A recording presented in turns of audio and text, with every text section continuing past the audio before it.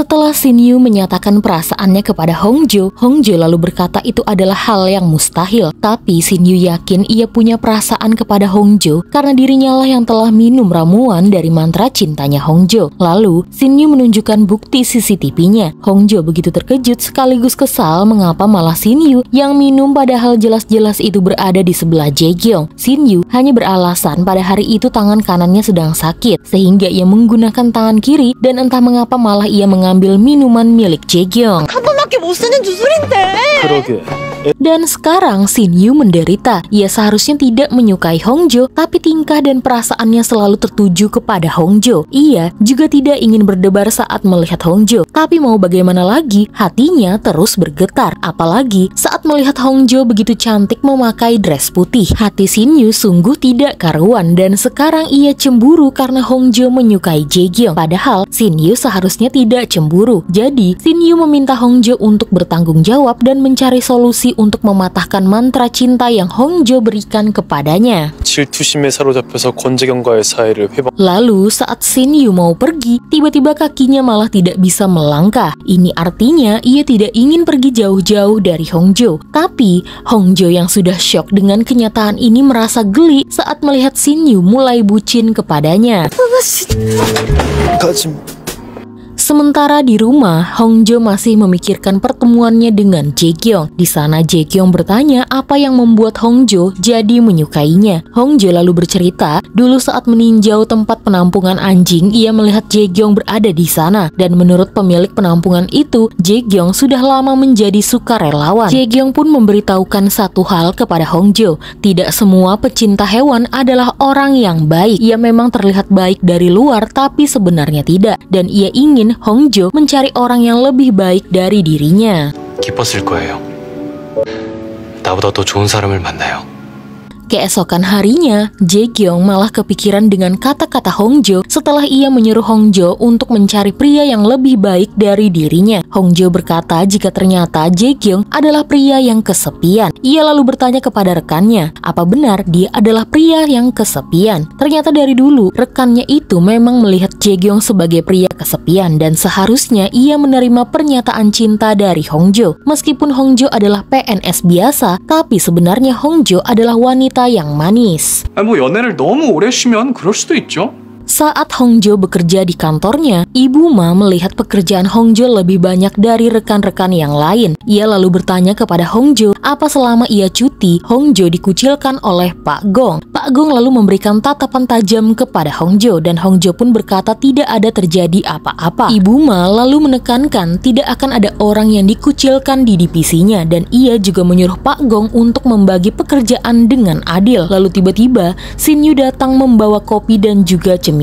Ia juga mengaku jika dirinya lah yang telah menabrak rangkaian bunga dan membuat divisi balai kota jadi bekerja 2 kali lipat. Ia pun meminta maaf dengan tulus. Shin Yu juga berkata, sepertinya selama ini Hongjo dirundung oleh rekan-rekan kerja yang lain. Jadi ia takut akibat kejadian tersebut Hongjo malah semakin dirundung. Hongjo yang mendengar hal tersebut langsung membawa Shin Yu untuk keluar karena kata-kata Shin Yu malah bisa menambah Hongjo kesulitan. Shin Yu juga berkata, seharusnya yang kesulitan itu adalah dirinya. Ia melakukan hal-hal yang seharusnya tidak ia lakukan demi Hongjo karena perasaan dan perilakunya malah tertarik dengan Hongjo. Hongjo lalu menyuruh Shin Yu untuk segera berhenti karena Shin Yu adalah kekasihnya Nayeon. Di sana, Shin Yu pun berkata jika ia sudah putus dengan Nayeon dan harusnya ia bersedih, tapi entah mengapa ia justru malah senang dan itu semua karena Hongjo. Mereka berdua harus segera mematahkan mantra cinta ini karena sebenarnya Shin Yu juga tidak ingin menyukai Hongjo, tapi entah mengapa ia tetap menyukai Hongjo. 전엔 나랑 같이 찻집 가고 싶다 그랬잖아.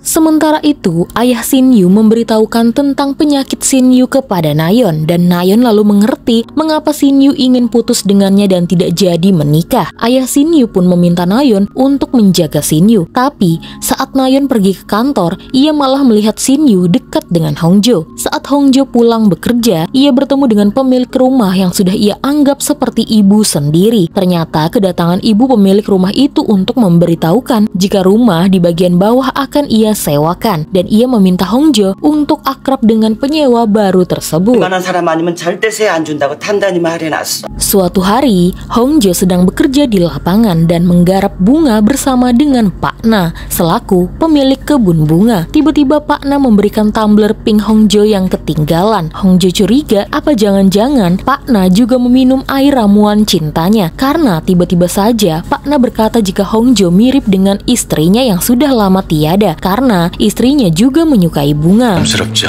이런 얘기. Saat Hongjo pulang bekerja, ia lagi-lagi lewat gang yang gelap dan tiba-tiba ia ketakutan karena mendengar seperti ada yang mengikutinya. Ia pun langsung berlari dan ponselnya pun terjatuh. Hongjo terus berlari hingga ia jatuh ke dalam pelukan Shin Yu yang dari tadi menunggunya. Selagi Shin Yu ada di sana, Hongjo meminta Shin Yu untuk menemaninya mengambil ponselnya yang tadi terjatuh. 앞으로는 이쪽 길로 다니지 마요. Pada saat itu, tiba-tiba lampu gang pun menyala. Shin Yu berkata jika dirinya lah yang telah meminta wali kota untuk menerangkan jalan-jalan yang rawan kecelakaan. Selagi lampu menyala, hatinya juga ikut menyala. Tapi Hongjo tidak memperdulikan kata-kata Shin Yu yang lagi bucin palsu kepadanya. Ia lebih mementingkan ponselnya. Dan di sana, Shin Yu terkejut melihat wallpaper pada ponselnya Hongjo. Di sana ada foto Hongjo saat masih kecil dengan ayahnya. Gadis kecil itulah yang sering Shin Yu lihat di dalam mimpinya. Yang artinya, saking berhasilnya ramuan cinta itu, Hongjo selalu datang ke dalam mimpinya. 당신 어린 시절을 만나고 있어. 그러니까 책임을 져야지. Namun, Hongjo malas mendengar apapun yang Shin Yu katakan. Mereka berdua lebih baik mencari jalan untuk mematahkan mantra itu dengan datang ke nenek dukun. Tapi nenek itu tidak ingin bicara dengan mereka berdua kecuali satu persatu. Yang pertama adalah Shin Yu. Shin Yu ingin neneknya itu segera mematahkan mantra cinta yang Hongjo buat dan ia tidak sengaja meminumnya. Shin Yu hanya takut jika saja ia jadi benar-benar menyukai Hongjo. Tapi nenek dukun itu tidak bisa melakukannya karena ia bukan pemilik buku mantra itu dan perasaan yang Shin Yu rasakan sekarang itu di luar dari kuasa Shin Yu dan hanya Hongjo yang bisa mengatasinya. 모든 건 여자한테 달렸지.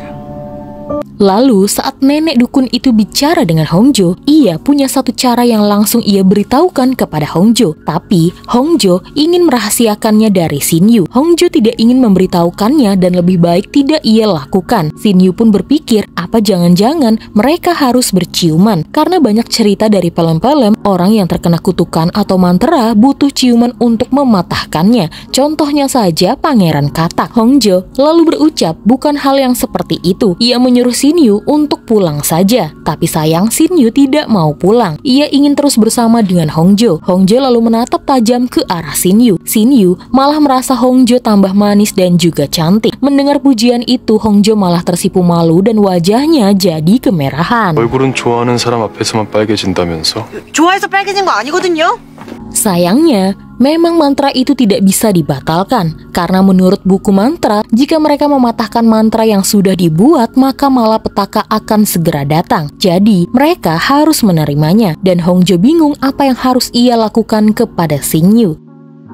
Keesokan harinya di kantor, Hongjo mendapatkan pengaduan dari seorang bapak-bapak yang tidak jelas dan memakinya habis-habisan. Ibu Ma pun langsung turun tangan dan memarahi bapak-bapak yang sepertinya mabuk tersebut. Setelah menutup teleponnya, Ibu Ma menyeret Pak Gong untuk keluar. Karena seharusnya sebagai kepala tim, Pak Gong melindungi karyawannya. Ia juga berkata selama ini bukan salah Hongjo, Pak Gong tidak bisa naik jabatan. Itu semua karena Pak Gong sendiri yang bekerja malas-malasan. 하루 종일 졸고 있고 휴대폰이나 보다가 Saat pulang bekerja, Hongjo menerima sebuah makanan yang ditaruh di depan pintu rumahnya dan ternyata itu dari penyewa baru di lantai bawah. Hongjo merasa penyewa itu adalah orang yang baik hati. Lalu kemudian ia mendapatkan telepon dari Shin Yu yang memaksanya untuk segera memberitahukan apa yang dikatakan oleh nenek dukun. Ia ingin paling tidak Hongjo memberikannya petunjuk dan jika Shin Yu salah menebak, maka Shin Yu berjanji tidak akan mengganggu Hongjo lagi. Hongjo langsung menyetujuinya. Ia lalu memberikan petunjuk tebak kalimat dari huruf depannya saja, yaitu TTB-DTS. Ibunya Shin Yu yang ahli dengan hal seperti ini juga bingung kalimat apa yang dihasilkan dari kata TTB-DTS.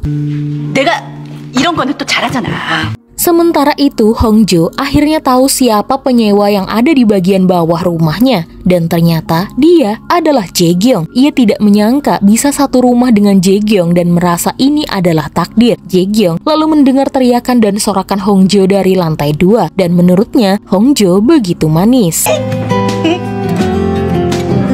Pada pagi hari di hari weekend, Shin-yu sengaja datang dan menunggu Hongjo di depan rumahnya. Tadi malam, sebenarnya ia tidak bisa tidur karena selalu memimpikan hal yang sama, di mana Shin-yu melihat seorang gadis kecil mirip dengan Hongjo. Hongjo lalu protes, bukannya Shin-yu harus menebak kata TTB DTS dulu, lalu menemuinya. Tapi karena kata-kata itu begitu sulit, maka Shin-yu langsung menyerah dan meminta Hongjo mengatakan jawabannya sekarang. Hongjo menolak dan memilih untuk meninggalkan Shin-yu. 한 소리 하면 안 되죠.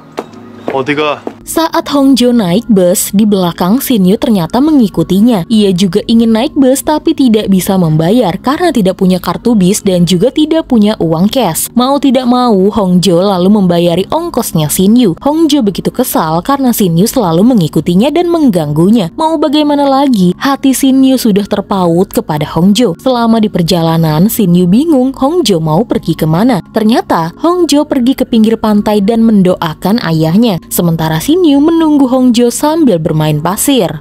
진짜 여기 있는 거야?